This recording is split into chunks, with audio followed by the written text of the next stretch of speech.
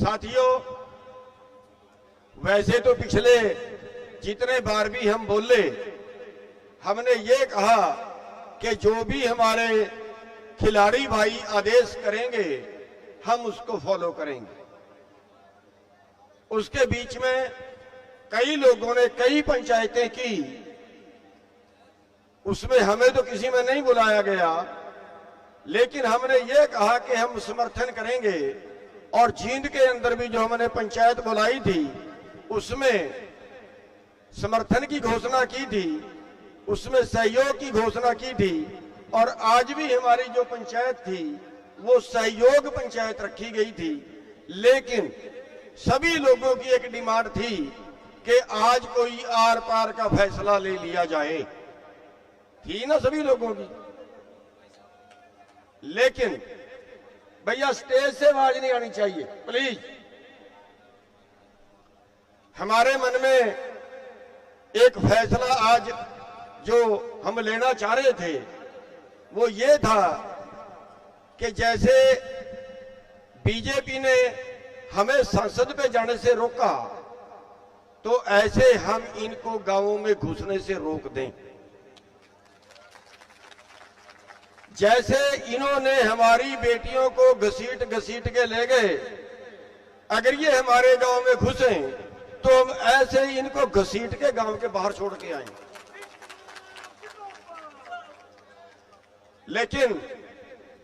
लेकिन सभी को अनुशासन में चलना चाहिए।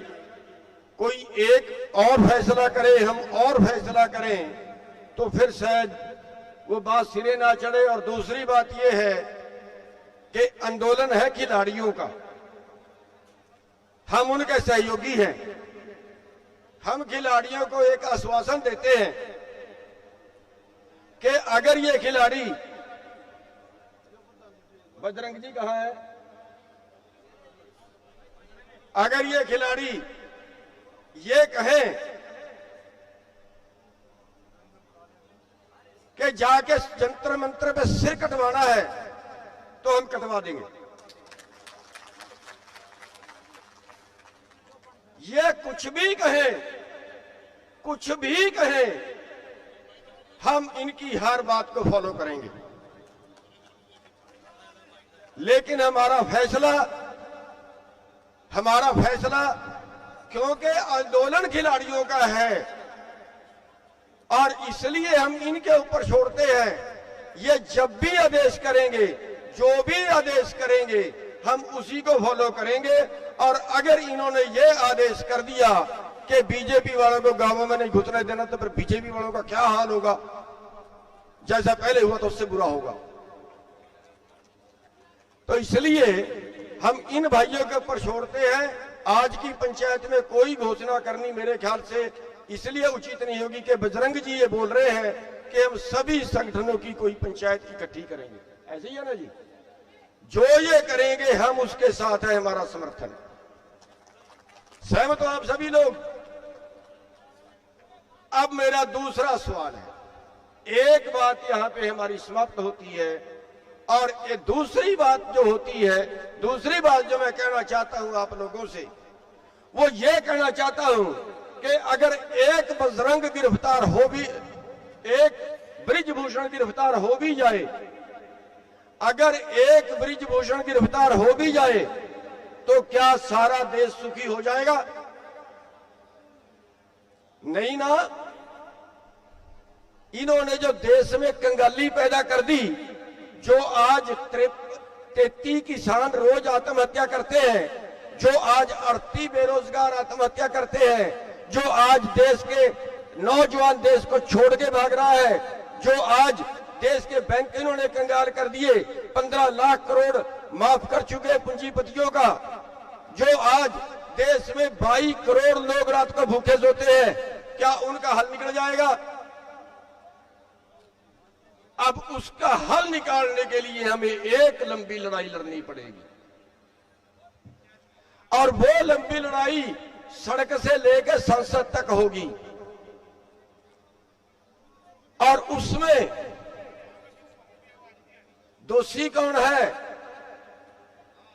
38 मुकदमों पे का 38 मुकदमे जिस अपराधी पे दर्ज है वो संसद में बैठा है, और जिनको संसद में होना चाहिए वो सड़क पे बैठे हैं।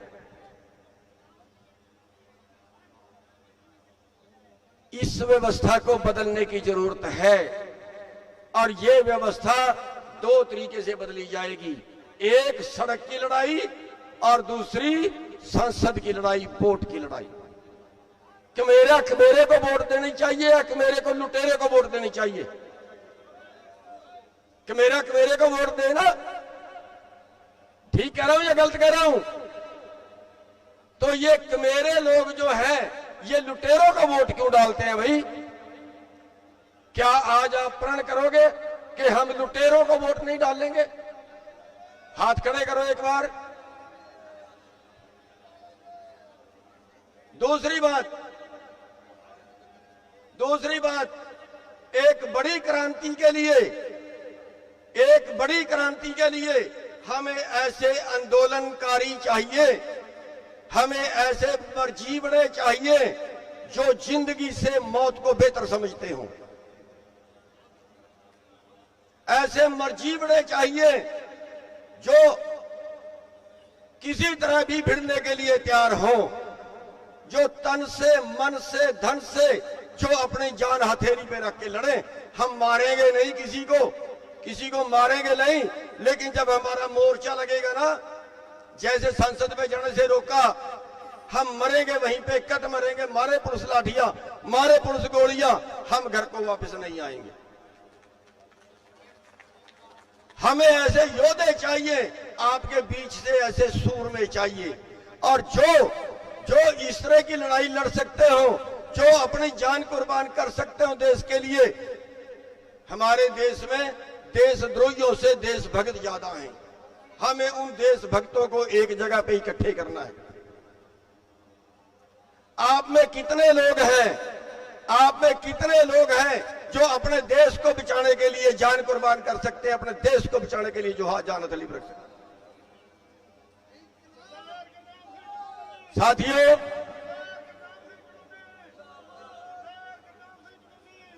मैं चाहूंगा, मैंने अपने कुछ लोगों को बोला तो था कि कापियों का इंतजाम करें, किया कि नहीं किया।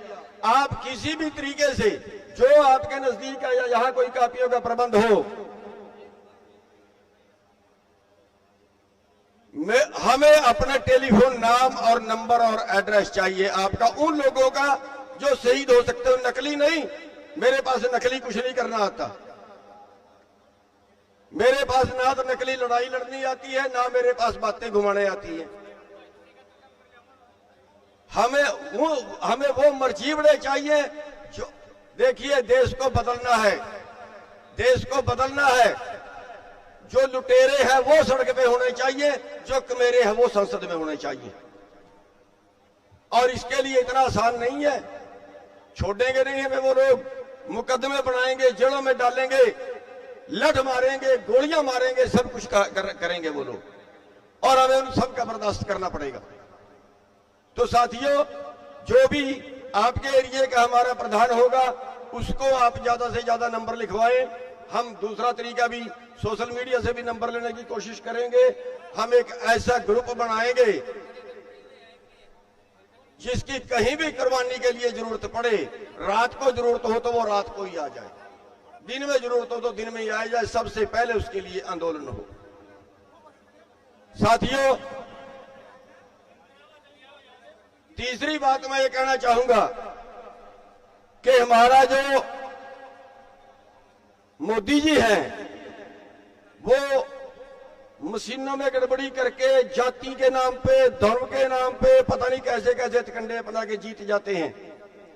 हम आज इस मंच के नाम से चैलेंज करना चाहते हैं मोदी जी को कि अगर मोदी जी को यह लगता है कि बहुत लोकप्रिय नेता है, वो पंचायत के इलेक्शन की तरह डायरेक्ट इलेक्शन कराएं। एक तरफ खड़े मोदी जी, दूसरी तरफ हम गवर्नर साहब को खड़ाएंगे प्रधानमंत्री के चुनाव में, पता लग जाएगा किसके पास क्या, किसकी क्या औकात है देश में।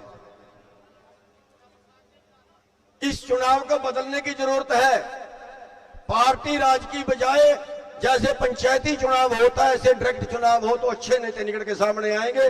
अगर ये चुनाव हो जाए, इस तरह का चुनाव हो जाए, तो मैं दावे से कह सकता हूं कि उत्तर प्रदेश के मुख्यमंत्री जयंत चौधरी जी होंगे,